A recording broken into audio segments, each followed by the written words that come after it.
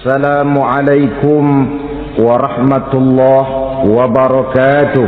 Waalaikumsalam warahmatullahi wabarakatuh. Bapak-bapak, ibu-ibu, saudara-saudara kaum muslimin rahimakumullah. Selalu berusaha menyimpan sesuatu yang bisa membawa manfaat, baik untuk dirinya, untuk anak cucunya, maupun untuk keluarganya, untuk masa kini dan masa depannya. Kadang simpanan itu berbentuk uang, kadang berupa tanah, lain saat berbentuk pabrik, dan lain sebagainya. Sementara masa depan yang paling pasti adalah akhirat. Jika untuk masa depan dunia kita rela memeras keringat, membanting tulang, pergi pagi dan pulang petang, menyimpan uang, menyimpan tanah, menyimpan pabrik, pernahkah kita merenung jika satu saat kiamat datang, kita dibangkitkan dari kubur masing-masing, berdiri di padang mahsyar untuk mempertanggungjawabkan seluruh kegiatan hidup kita di dunia ini, lalu kita akan menuju ke alam akhirat. Sudahkah kita mempunyai simpanan untuk akhirat kita? Pada pertemuan kali ini saya ingin menyampaikan sebuah hadis di mana Rasulullah sallallahu alaihi wasallam bersabda, "Arba'un min kanzil jannah." Simpanan sorga ada 4 macam. Yang pertama, ikhfa'us shadaqah, menyembunyikan sedekah. Saudara-saudara kaum muslimin, sebagaimana yang kita maklum bahwa Allah Subhanahu wa taala melebihkan sebagian rezeki dari kita terhadap yang lain. Ada yang kaya, ada yang setengah kaya, ada yang miskin, ada yang setengah miskin, dan selanjutnya. Ada yang gajinya kecil tapi penghasilannya gede. Ada yang penghasilannya gede tapi enggak punya gaji. Ada juga yang memang gajinya gede dan penghasilannya gede.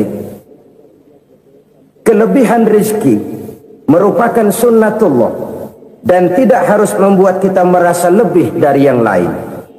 Bahkan sebaliknya, kelebihan itu harus membuat kita ringan tangan untuk menolong mereka yang memang memerlukan pertolongan.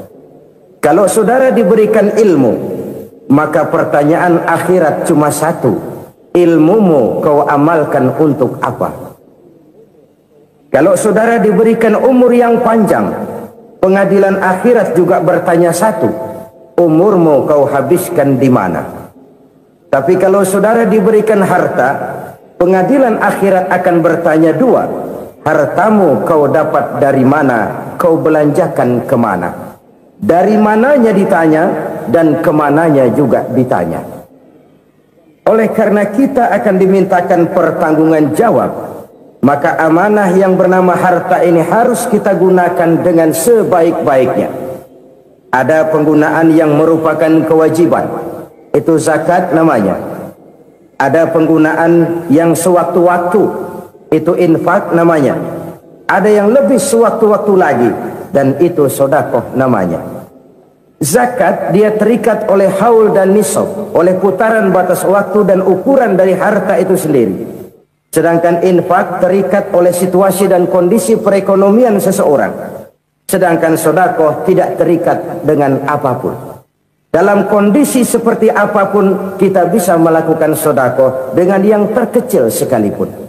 Sampai-sampai Rasulullah sallallahu alaihi wasallam mengajarkan, la tahqiranna minal ma'rufi syai'an walau an talqa akhaka biwajhin talik. Atau ada hadis, tabassumuka fi wajhi akhika laka shadaqah. Senyumanmu kepada temanmu adalah sedekah. Jadi untuk melakukan sedekah tidak harus dalam berbentuk uang. Dengan ilmu kita bisa sedekah, dengan tenaga kita bisa bersedekah, dengan pikiran kita bisa bersedekah, bahkan senyum kepada teman itu pun sedekah. Jadi kalau sedekah dengan uang memang belum punya uang, nyengir aja banyakin. Itu asal pada tempatnya, jangan lalu ketemu tiang listrik cengengesan. Tentu tidak pada tempatnya dan tidak wajar.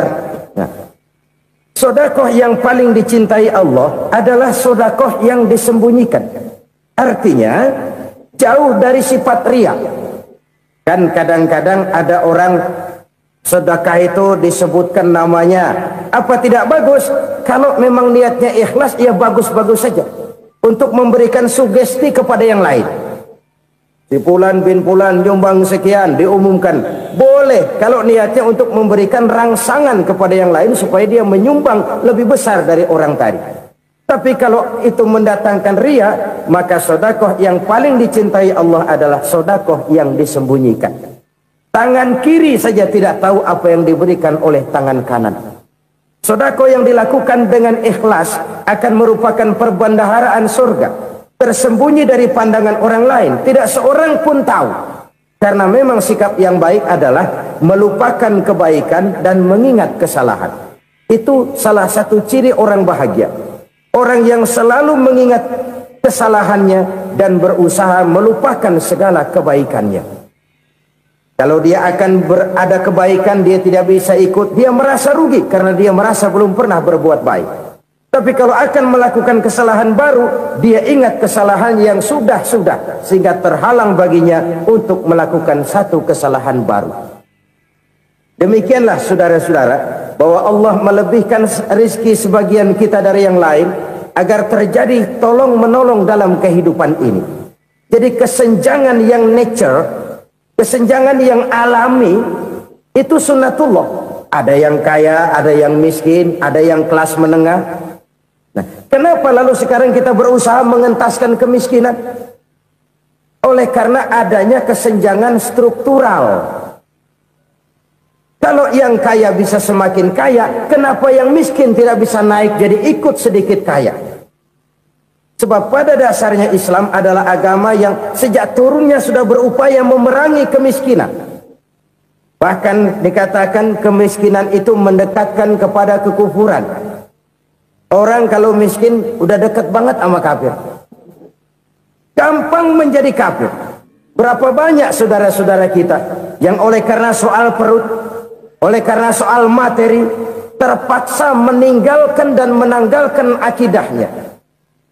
Menjual petunjuk yang diberikan Allah dengan kesenangan dunia yang cuma sebentar ini. Na'udzubillah, thumma na'udzubillah. Jadi makin kita sembunyikan satu sedekah, semakin banyak perbendaharaan kita di surga.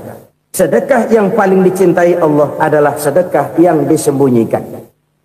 Malahan ada seorang sufi, dia punya kebiasaan kalau pergi sholat Jumat dia bawa uang, itu uang dia taruh di bawah tikar masjid.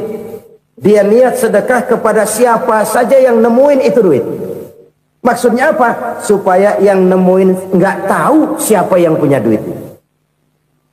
Demikian dia saking ingin menyembunyikan sedekahnya.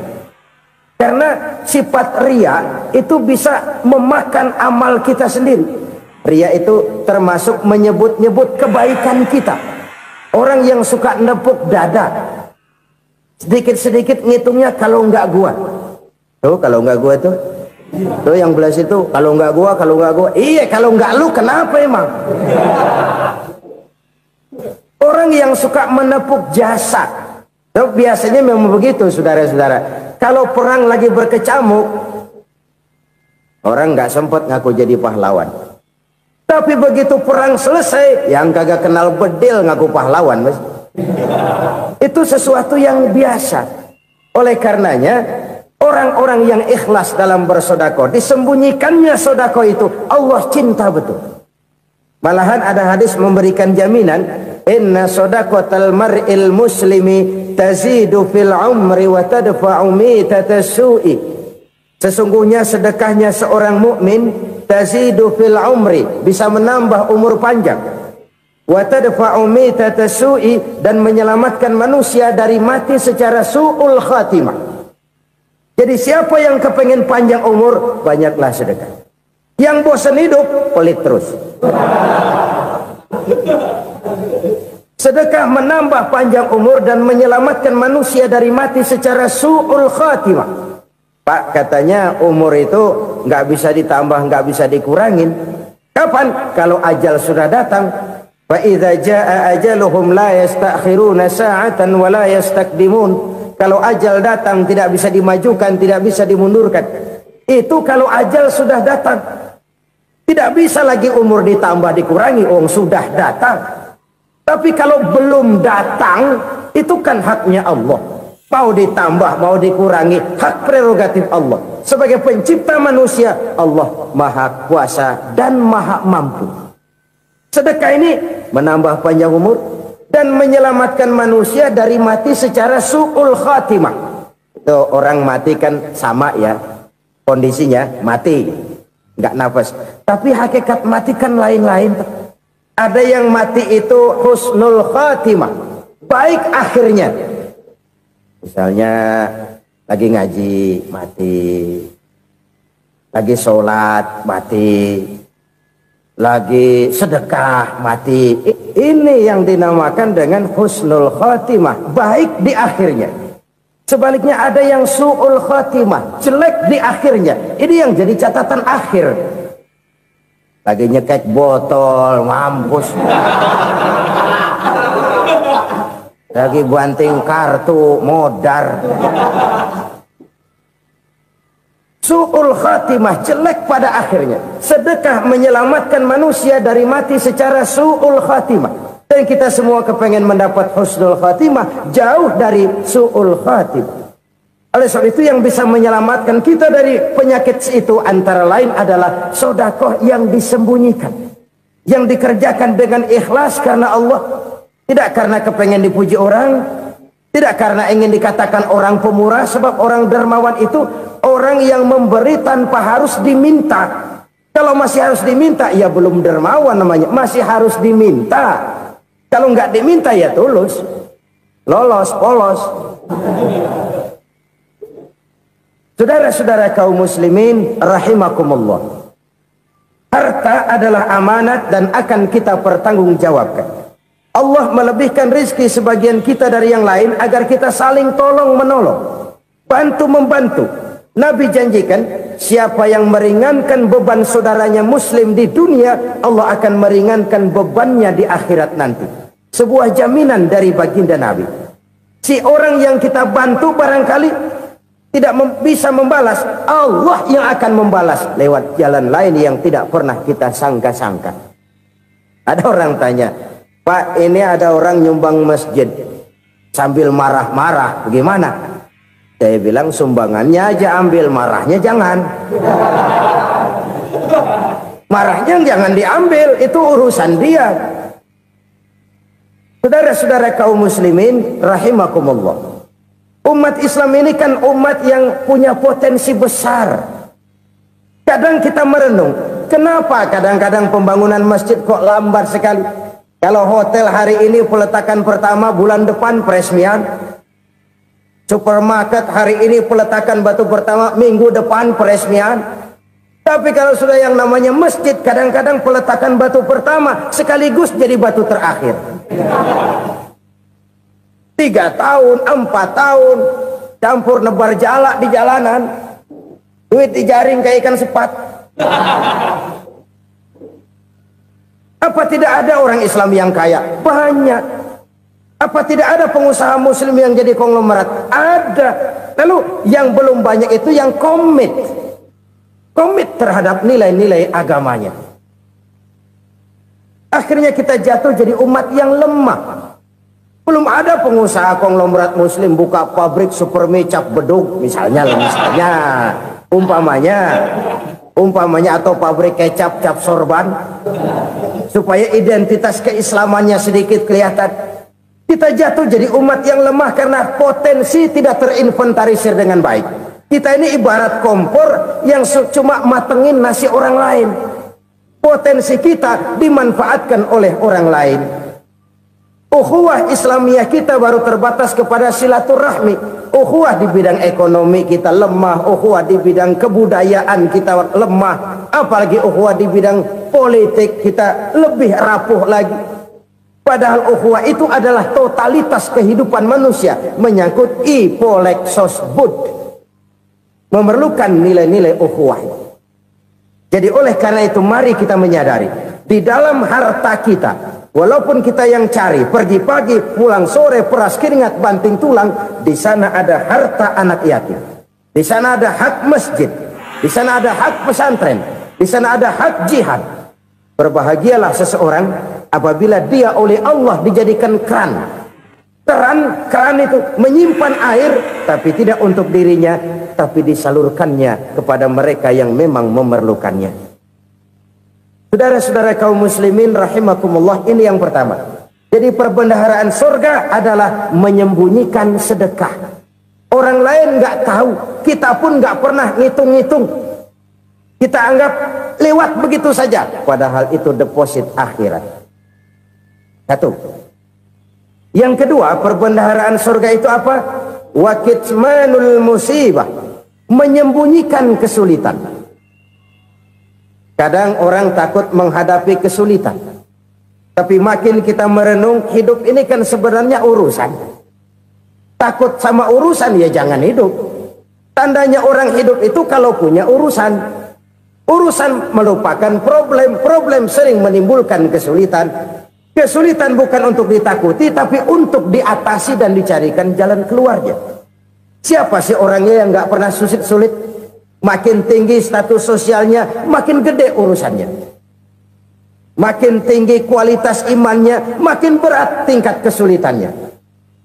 Cuma memang yang namanya enak itu seperti pelangi. Biang lala itu nggak pernah di atas kepala kita, di atas kepala orang melulu. Lo sih enak lo, kata kita. Dia juga bilang yang enak kan lo. Pelangi itu nggak pernah di atas kepala kita. Kata tukang beca, aduh enak ya naik Mercy. Kata tukang beca, apa yang di dalam mobil Mercy? Aduh enak bener tukang beca, di jok ngeringkuk ngorok pulas bener. Saya kamar pakai AC sejuk, tempat tidur sutra empuk, alga spring bed, kulak kulik nggak bisa pulas kalau belum minum Valium, belum tidur. Enak bener tukang beca, di jok ngorok nggak tahu wetan kulon. Si tukang beca bilang yang di Mercy enak, yang di Mercy bilang tukang beca enak. Inilah enak, nggak pernah di atas kepala kita, di atas kepala orang lain melulu enak itu. Nah saudara-saudara, yang merupakan perbendaharaan surga itu orang yang bisa menyembunyikan kesulitan, baik pribadi ataupun rumah tangga. Nih terutama rumah tangga yang jadi soalnya. Kadang-kadang kita ini kalau senang, sebaliknya kalau senang kita diam, kalem aja, cuek. Banyak banget duit kita bawaan, diam aja udah. Malah ketemu orang takut. Tapi begitu susah, sekampung tahu. Padahal Nabi mengajarkan perbendaharaan surga itu menyembunyikan musibah, menyembunyikan kesulitan. Kalau enak, cerita sama orang-orang. Kalau nggak enak, rasain sendiri, tekan sendiri, atasin sendiri. Kita kan sebaliknya, senang kita diam, asal lagi susah, paling tidak kita nyari teman buat cerita kesusahan. Siapa orangnya yang nggak pernah susah? Cuma soalnya bagaimana kita mengatasi kesusahan itu sendiri.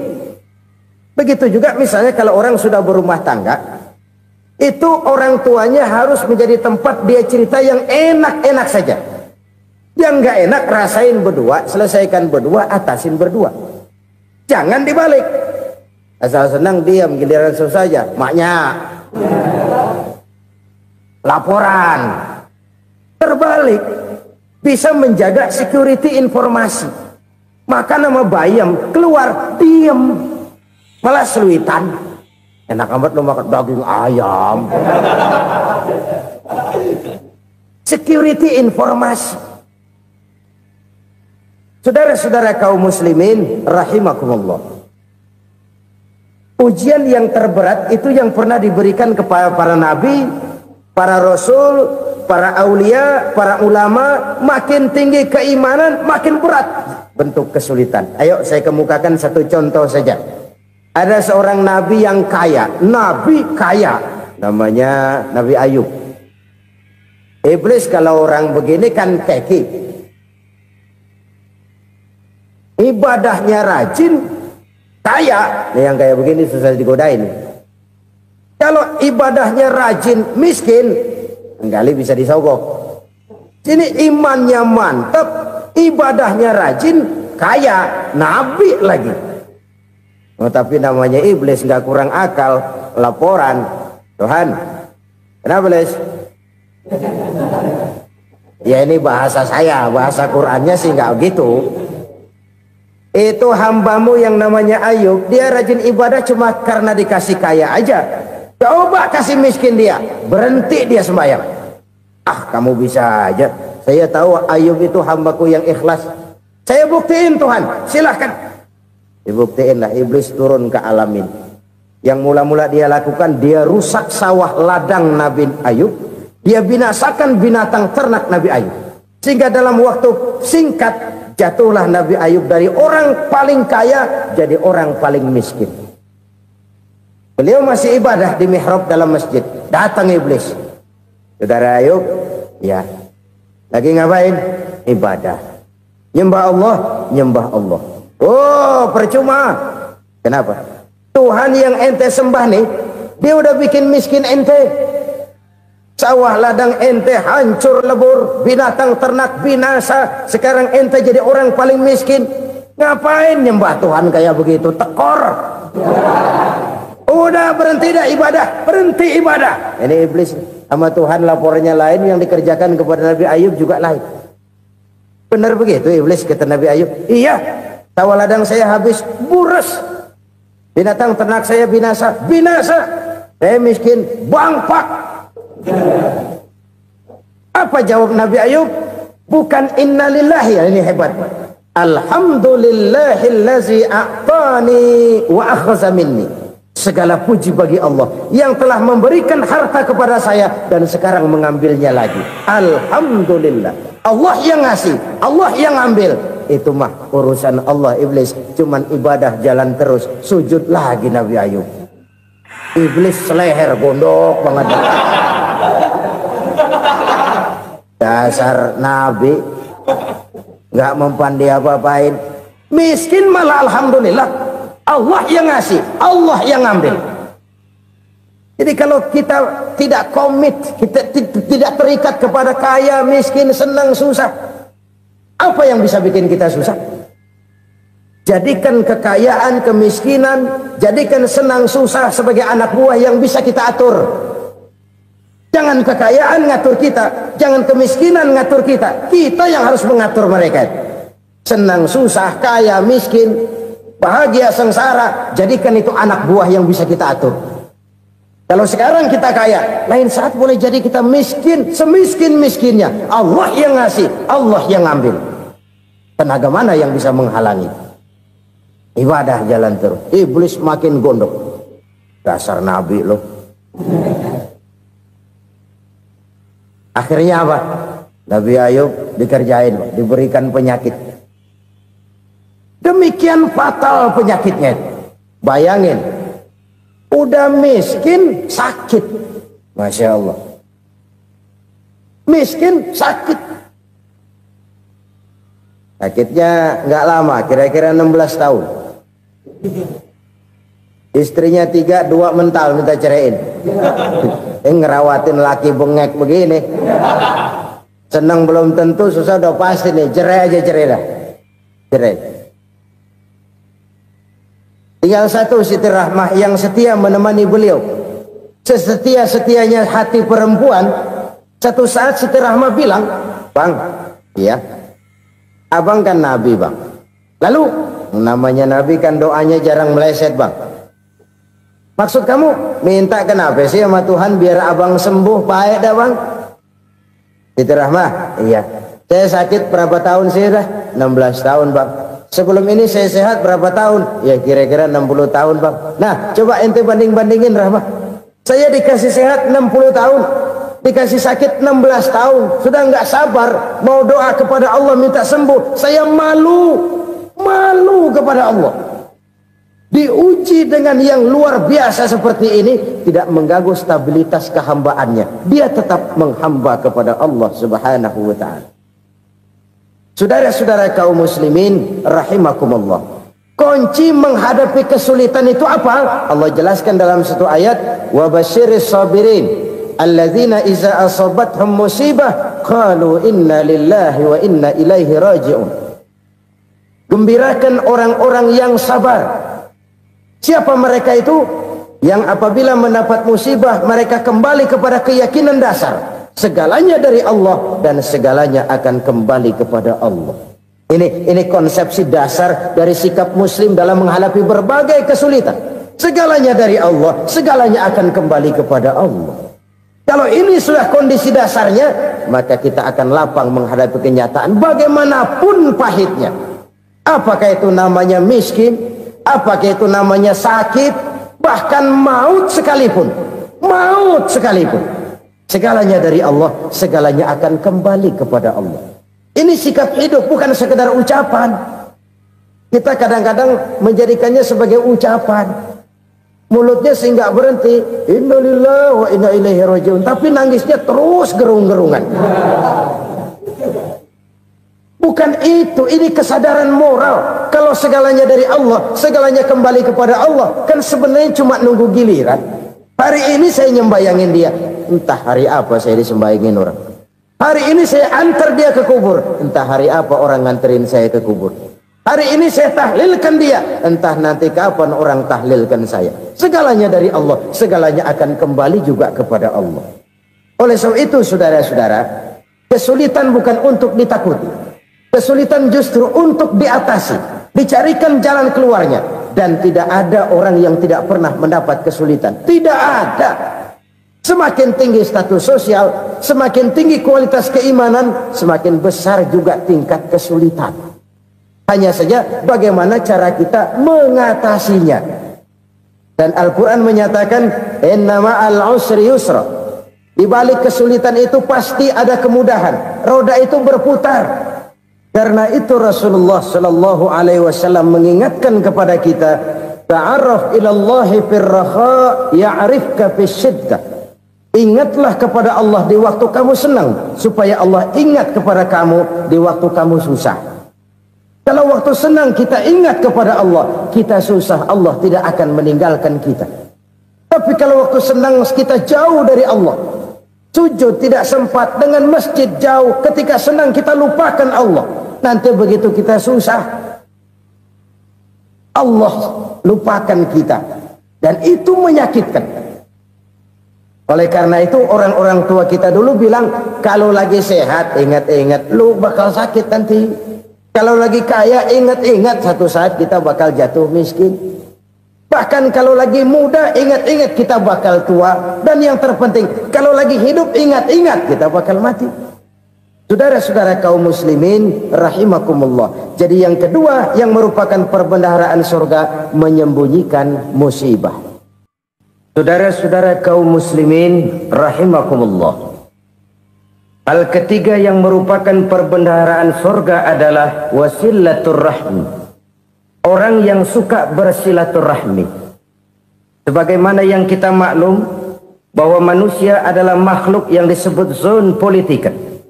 Makhluk sosial yang tidak mungkin hidup sendiri-sendiri. Betapa dan siapapun kita memerlukan orang lain. Bodoh betul manusia kalau tinggal di tengah masyarakat tapi tidak mau bermasyarakat. Merasa hebat sendiri, pintar sendiri, gagah sendiri, kaya sendiri. Mungkin kalau mati juga ngubur sendiri. Jangankan kita di sini, di sorga saja Nabi Adam waktu sendirian bengong melulu, mondar mandir.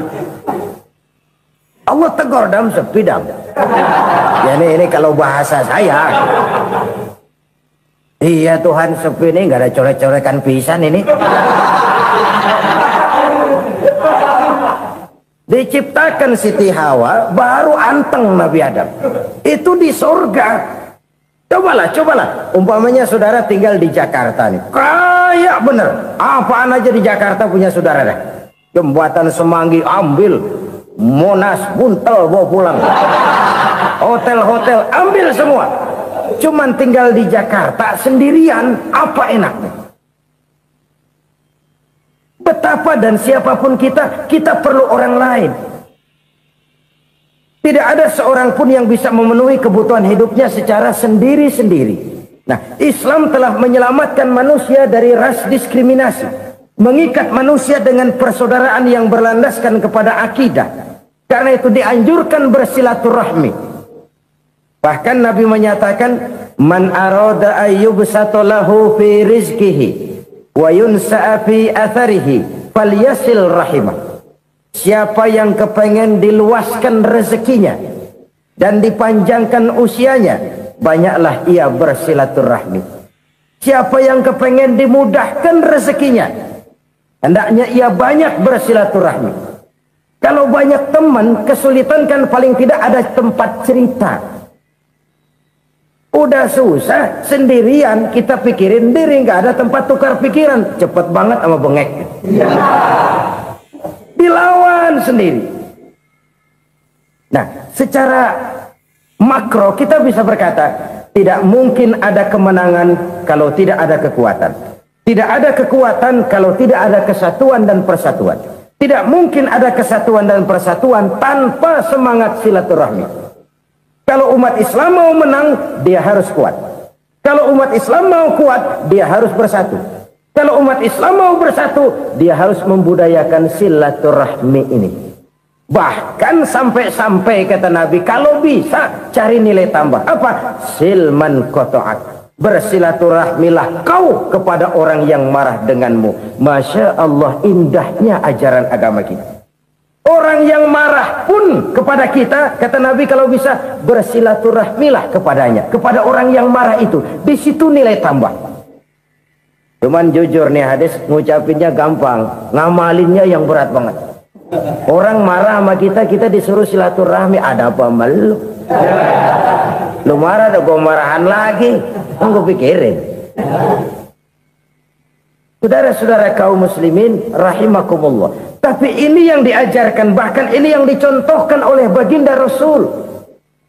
Bagaimana begitu mudah, misalnya satu saat Abu Jahal ini ngatur strategi bagaimana bikin Muhammad celaka.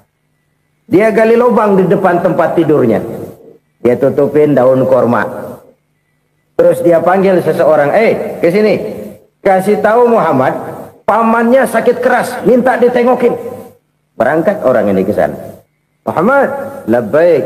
Pamanmu sakit keras, dia minta ditengokin. Baik, saya akan datang menjenguk beliau. Berangkatlah Nabi ke rumah Abu Jahal tanpa prasangka apapun.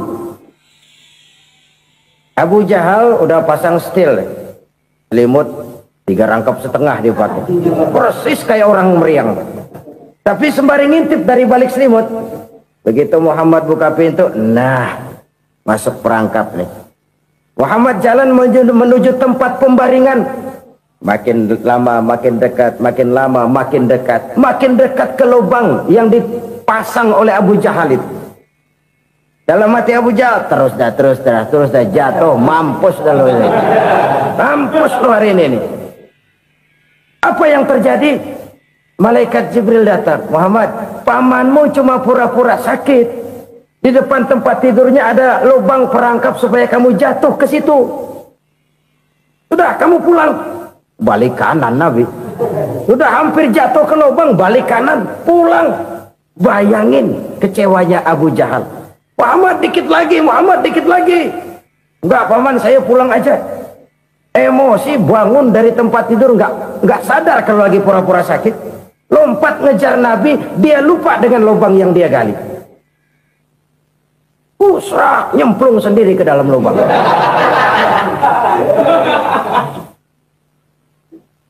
Nabi terus berlalu.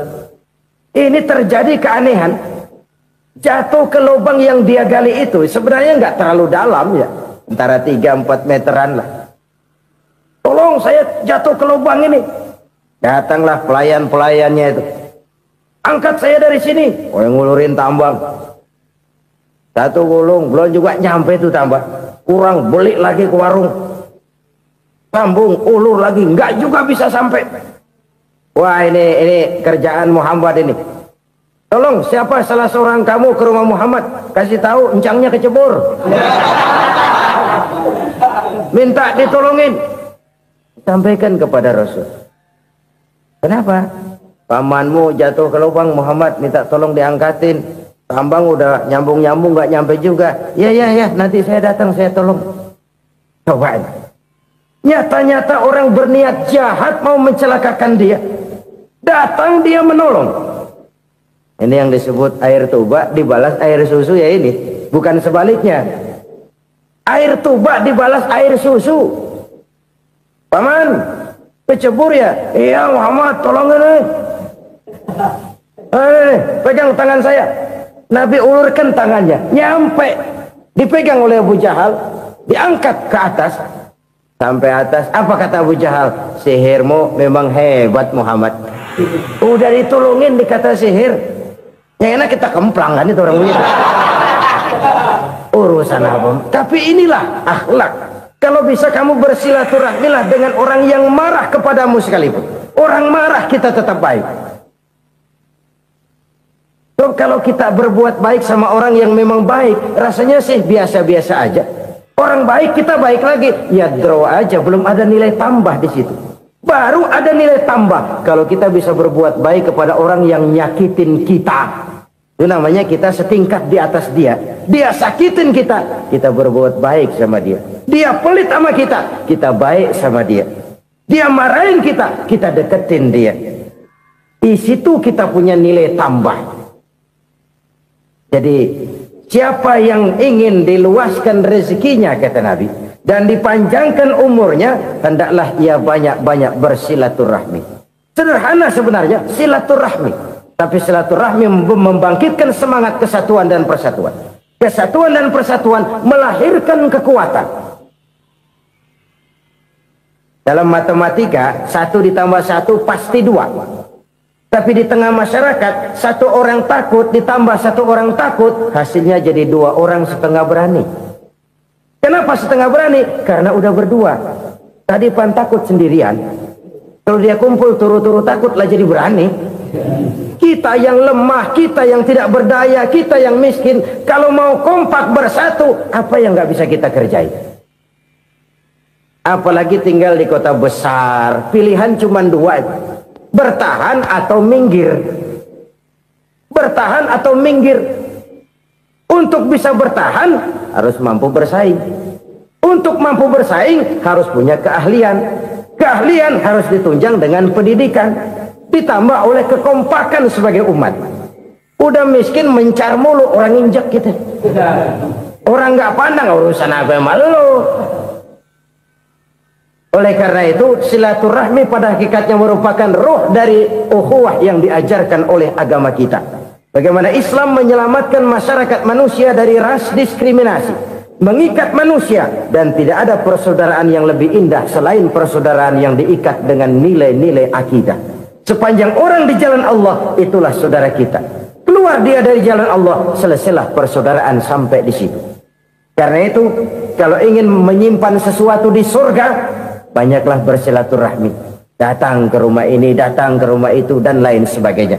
Itu simpanan kita di akhirat nanti. Ini yang ketiga. Saudara-saudara, yang keempat, perbendaharaan surga itu apa? Wa qawlu la hawla wa la quwwata illa billah. Ucapan la hawla wa la quwwata illa billah. Ibadah kan ada yang berat, modalnya besar. Bangun masjid berat, modalnya besar. Bangun rumah sakit berat, modalnya besar. Ada ibadah yang berat tapi modalnya ringan. Misalnya puasa. Puasa itu berat, mengendalikan nafsu. Kalau sekedar nggak makan nggak minum sih enteng, mengendalikan nafsu. Itu jihad terbesar, tapi kan modalnya ringan, cuma niat saja. Ini ibadah berat, modalnya ringan. Ada ibadah yang ringan, modalnya juga enteng. Seperti termasuk ucapan la haula wa la quwwata illa billah. Tanpa sadar, la haula wa la quwwata illa billah. Nyelengin tuh di surga. Nyelengin, kita nggak terasa, nyelengin simpenan akhirat. La haula wa la quwwata illa billah, nyimpen lagi. Kaget, la haula wa la quwwata illa billah, nyimpan lagi, banyak simpenan. Walaupun sebenarnya yang dimaksud di sini adalah kesadaran batin bahwa tidak ada daya dan kekuatan kecuali Allah. Itu intinya. Kita memulai pekerjaan disunahkan baca bismillah, kan begitu? Apa itu? Kesadaran moral bahwa ini saya bisa kerjakan. Saya kerjakan ini dengan menyebut nama Allah. Kenapa? Kalau Allah tidak memberikan daya dan kekuatan, mana mampu saya kerjakan ini. Maka saya kerjakan ini dengan menyebut nama Allah. Bismillah. Kesadaran moral. Manusia hanya wajib berusaha, tapi nggak pernah wajib berhasil. Banyak hal-hal yang kalau kita renungkan secara rasio nggak mungkin, tapi jadi kenyataan. La haula wala quwata illa billah. Tidak ada daya dan kekuatan kecuali bagi Allah semata-mata. Kesadaran moral akan kelemahan dan keterbatasan makhluk bernama manusia. Kadang kita kagum dengan otak, tapi kita sering lupa sama yang bikin otak. Padahal bagaimanapun hebatnya otak, yang bikin otak pasti lebih hebat dari otak. Nggak percaya, silahkan otak-otakan. Inilah kecenderungan. Kita kagum dengan pesawat-pesawat mutakhir, bukan main besi gede banget terbang itu. Alangkah hebatnya. Lalu apa yang bikin otak tidak lebih hebat dari itu semua?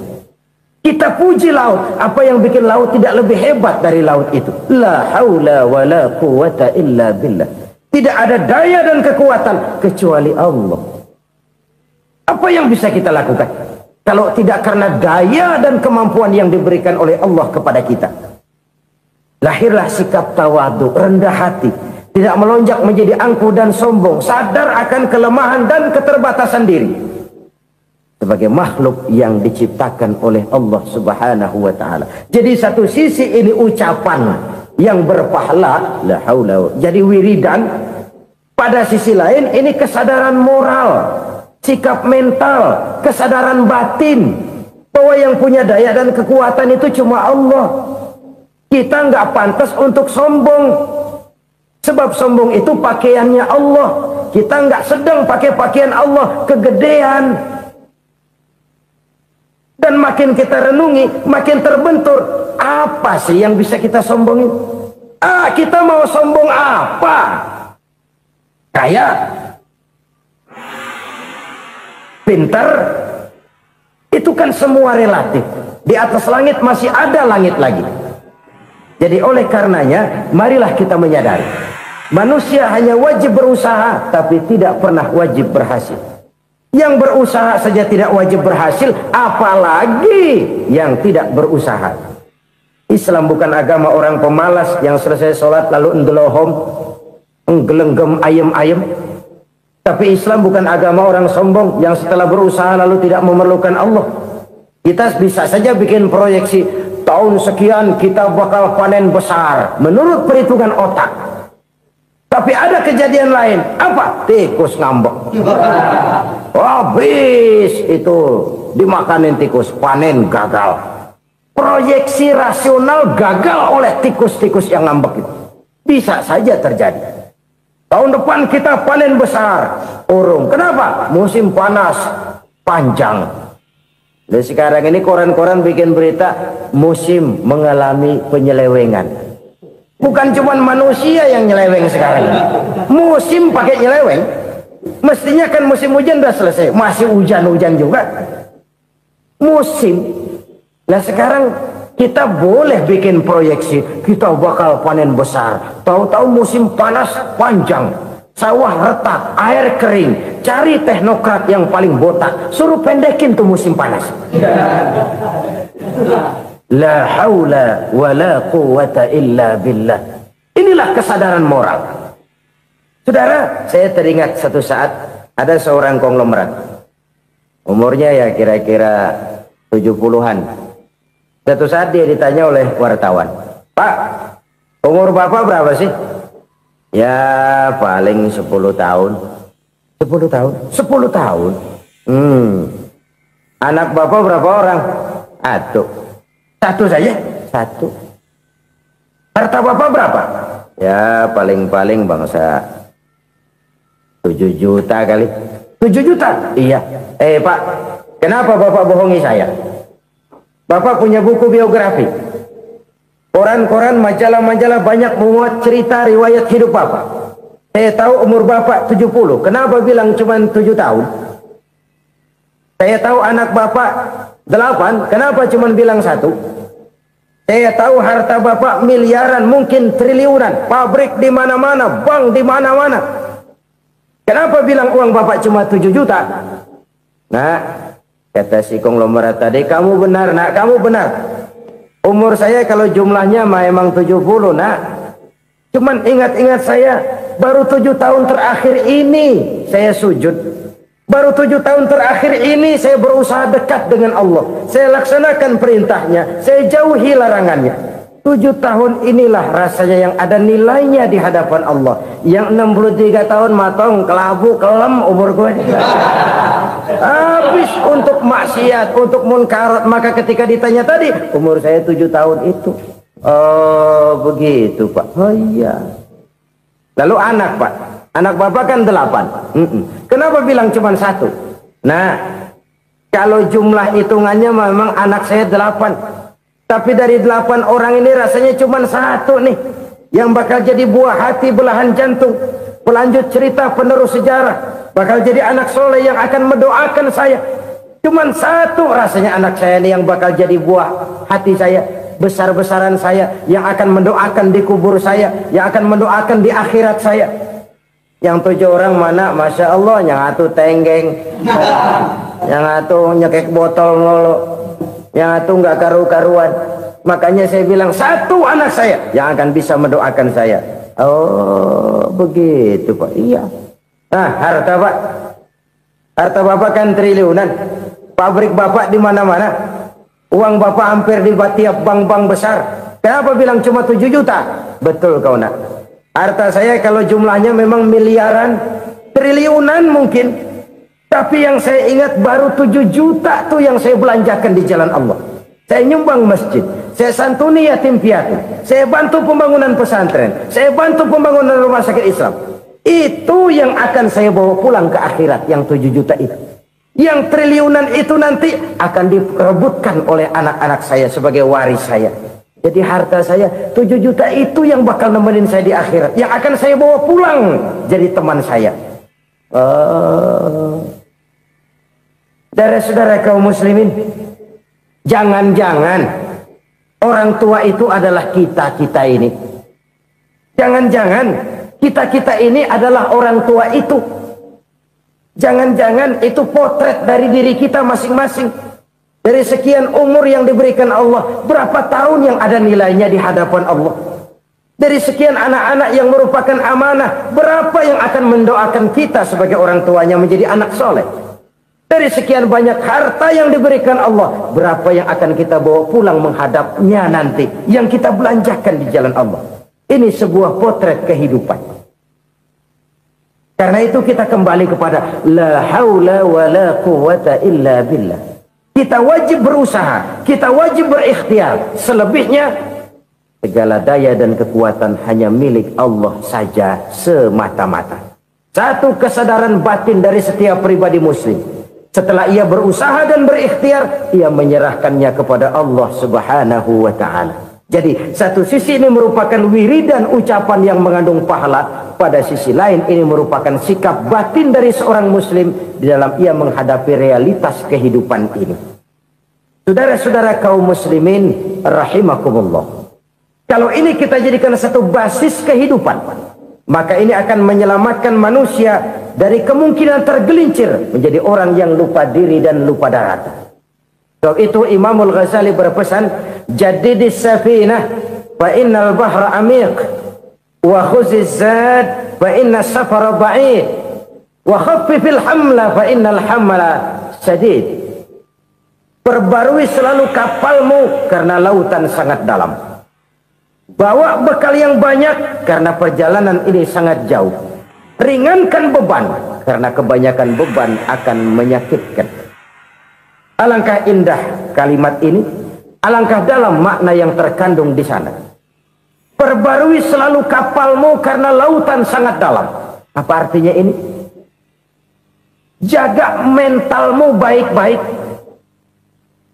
Pelihara imanmu baik-baik, karena hidup penuh cobaan seperti lautan. Kita kalau berlayar di lautan kan kadang-kadang tenang, angin bertiup sepoi-sepoi basah. Jika malam datang, bintang gemintang bertabur menghias cakrawala. Rembulan memantulkan sinarnya dengan indah. Dalam keadaan begitu berlayar enak. Tapi lain saat ombak menggunung, halilintar menyambar, angin topan bertiup. Berapa banyak sudah saudara-saudara kita yang tenggelam di lautan dunia tanpa sadar bahwa dia belum sampai kepada pantai yang akan dituju. Berapa banyak sudah saudara-saudara kita yang tenggelam di lautan dunia ini tanpa sempat bangkit lagi. Dia menyangka sudah sampai kepada tujuannya. Hati-hati kapal jangan sampai bocor karena lautan sangat dalam. Iman ini jaga baik-baik karena hidup penuh dengan ujian. Wa khuzizat fa inna safara ba'id. Bawa bekal yang banyak karena perjalanan sangat jauh. Saudara mau ke Bandung, bawa duit. Saudara mau ke Surabaya, banyakan lagi duitnya. Saudara mau ke Mekah, gepokan, iketan tuh duit nggak lembaran lagi. Makin jauh perjalanan, makin banyak bekal yang harus kita bawa. Kalau saudara dari Jakarta mau ke Surabaya, kagak bawa duit berangkat juga, itu sih bukan berani namanya, nekat. Sampai Surabaya belum tentu, sengsara di jalan udah pasti. Kenapa? Nggak bawa bekal berangkat. Sama juga kita nih, misalnya belum sempat sembahyang, mati. Waduh, berani banget orang. Belum punya bekal, mati. Sengsara di jalan. Atau bekal tidak cukup. Dari Jakarta saudara mau ke Surabaya, bawa duit 500 perak. Paling jauh Cikampek nyampenya itu. Paling jauh itu. Antara jauhnya perjalanan dengan bekal yang saudara bawa tidak seimbang. Hidup ini perjalanan panjang. A walking tour. Dimulai dari alam arwah. Sebelum jasad diciptakan, roh diciptakan lebih dulu. Dari situ pindah ke alam rahim. Dari alam rahim pindah ke alam dunia. Dari alam dunia pindah ke alam barzah. Baru menuju akhirat. Satu perjalanan panjang. Kalau bekal tidak bawa, sengsara di jalan. Bawa bekal yang banyak karena perjalanan ini sangat jauh. Wa khaffifil hamla, ringankan beban karena beban itu cuma akan menyulitkan. Kalau bekal itu sih keperluan, tapi beban nggak kita perluin, cuma ngeberat-beratin. Apa ini beban? Dosa. Kecurangan, kebatilan, kezoliman, ketidakadilan, kesewenang-wenangan. Itu akan jadi beban kita di akhirat. Alangkah celakanya, perjalanan panjang, bekal tidak bawa, beban kelewat banyak. Alamat sengsara di jalan. Pahala tidak ada, dosa berlipat ganda. Na'udzubillah, summa na'udzubillah. Kalau kita rangkum nasihat Al-Ghazali dengan kisah si konglomerat tadi, kita akan mengambil kesimpulan. Pertama, bekal terbaik dalam menghadapi gejolak kehidupan ini tidak lain adalah iman. Yang kedua, pahala dan dosa. Dua hal kontroversial. Pahala adalah bekal, dosa adalah beban. Tapi kita sekarang kan tidak begitu terangsang kepada yang abstrak. Orang berlomba mencari yang konkret-konkret saja. Yang real. Kalau memang dosa, benjol dong. Kira-kira begitu. Kira-kira begitu. Persis orang Yahudi dulu. Orang Yahudi itu kan pernah minta kepada Nabi Musa. Ya Musa, lan nu'mina laka hatta narallaha jahrah. Musa, kami nggak bakal mau beriman kepada Allah kalau belum kami lihat Allah ada nongkrong di depan kami. Kalau memang Tuhan ada, taruh dong di depan kami. Mau yang konkret-konkret saja. Kalau memang dosa, benjol dong. Kalau memang pahala, berasa dong. Orang terangsang kepada yang real, yang konkret-konkret saja. Karena itu, untuk mengejar dosa, orang mau bayar. Tapi untuk mengejar pahala, walaupun tidak bayar, orang segan. Ini yang dikatakan oleh Nabi, kamu mengharapkan ke surga, tapi kamu berat melaksanakan sesuatu yang bisa membawa kamu ke surga. Kamu ingin jauh dari neraka, tapi tiap saat kamu lakukan perbuatan-perbuatan yang justru menjerumuskan kamu ke neraka. Idda'aitum an-najata minan nar wa ramaitum fiha anfusakum. Kamu ingin selamat dari neraka, tapi kamu lemparkan diri kamu ke neraka. Kamu ingin masuk surga, tapi berat sekali kamu melakukan perbuatan-perbuatan yang bisa menyampaikan kamu di surga. Saudara-saudara kaum muslimin rahimakumullah. Jadi hal keempat yang merupakan perbendaharaan surga adalah la haula wa la quwwata illa billah. Satu sisi ini merupakan ucapan yang memperberat timbangan akhirat. Pada sisi lain ini merupakan sikap hidup seorang muslim. Kesadaran batin yang sangat dalam bahwa tidak ada daya dan kekuatan kecuali Allah. Dan itu kita simbolkan pada saat memulai pekerjaan dengan Bismillah. Dengan menyebut nama Allah. Satu kesadaran moral. Saya hanya bisa melakukan ini karena diberikan daya dan kekuatan oleh Allah. Lahirlah sikap tawadu, rendah hati, tidak melonjak menjadi angkuh dan sombong. Saudara-saudara, sampai sini dulu jumpa kita kali ini. Semoga 4 perbendaharaan surga ini dapat kita lakukan, yang kelak akan merupakan bekal kita di kemudian hari nanti. Amin ya rabbal alamin. Terima kasih atas segala perhatian. Mohon maaf atas segala kekurangan. Usikum wa iyaya bitaqwallah. Wassalamu alaikum warahmatullahi wabarakatuh.